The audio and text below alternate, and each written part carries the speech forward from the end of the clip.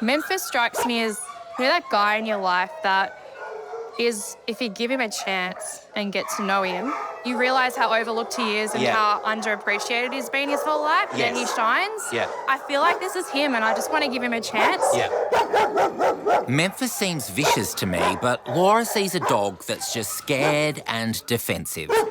In order to help him and see if he's right for rehoming, she'll need to get to know him better, which means going into his cage. This is Memphis, so... But first, she'll need to get permission from Ranger Jared. He wasn't found out in the street wandering. He was actually handed in by an owner who, for whatever reason, couldn't look after him. All I know is he has been here for 2 or 3 months now. Oh, wow. And we've been doing a lot of work with him. He doesn't look like he wants to be approached, though, by someone he doesn't know. He's a little bit scared, but, you know, when he first come in, he was right up the back of the cage, and we've done a lot of work with him, and now he's come to the front now, and he's definitely opening up. Pounds and rangers often get a bad rap.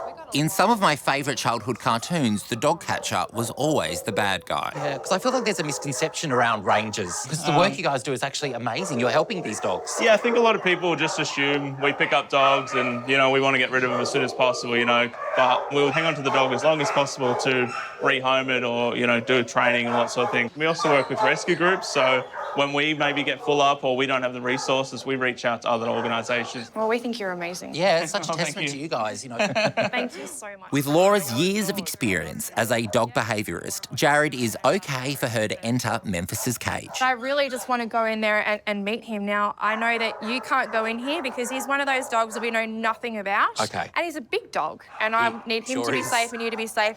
Maybe just stay here and I'll let you know when you can come around. Cool. But I just want to read his body language. So you'll see his front paws he's kind of interested, but his back paws are still, you know, ready to flee. Yeah. So I don't think he's an aggressive dog. I think he's a terrified dog. Hey. Hey, buddy. You don't want to take the treat? So not taking the treat is not necessarily a good sign. Okay. Maybe that's telling me that he doesn't consent. Can I get you guys just to take a little step back? So we're asking the crew to move back as well. Yeah.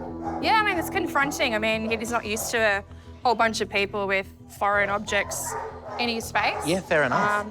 Now he's starting to take food, so I've taken the pressure off him and he's feeling less threatened, and I think he's getting to know that I've got something on offer and I don't want anything in return. All I want is for him just to take the food from me.